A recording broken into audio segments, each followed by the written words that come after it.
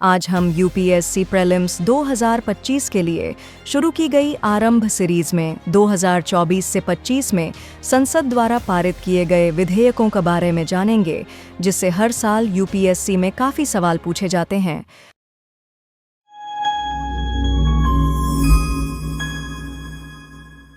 वक्फ अधिनियम 2025। इस अधिनियम के मुख्य बिंदु कुछ इस प्रकार हैं। इस अधिनियम के अनुसार मुस्लिम समुदाय द्वारा बनाए गए सामान्य धार्मिक ट्रस्ट वक्फ के दायरे में नहीं आएंगे जब तक कि वे वक्फ की कानूनी परिभाषा को पूरा न करें। केवल वे मुस्लिम जो कम से कम 5 साल से धर्म का पालन कर रहे हैं वही वक्फ संपत्ति दे सकते हैं। वक्फ अधिनियम 1995 की धारा 40 को हटा दिया गया है, जिससे वक्फ बोर्ड अब किसी संपत्ति को एक तरफा वक्फ घोषित नहीं कर सकता।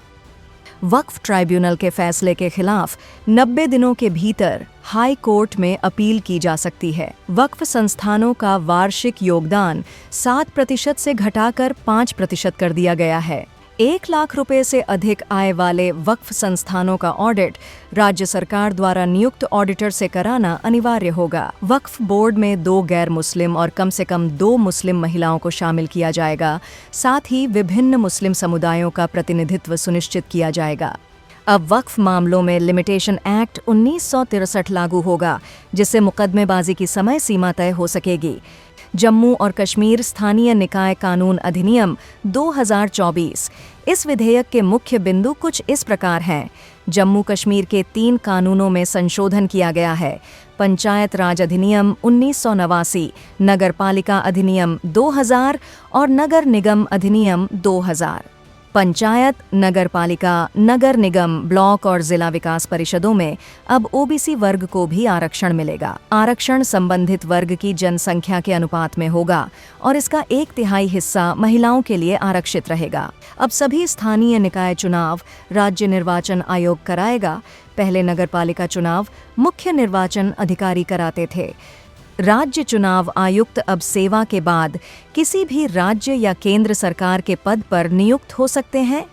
जल संशोधन अधिनियम 2024। इस अधिनियम के मुख्य बिंदु कुछ इस प्रकार हैं। यह अधिनियम जल अधिनियम 1974 में संशोधन करता है। यह अधिनियम हिमाचल प्रदेश, राजस्थान और केंद्र शासित प्रदेशों में लागू होगा।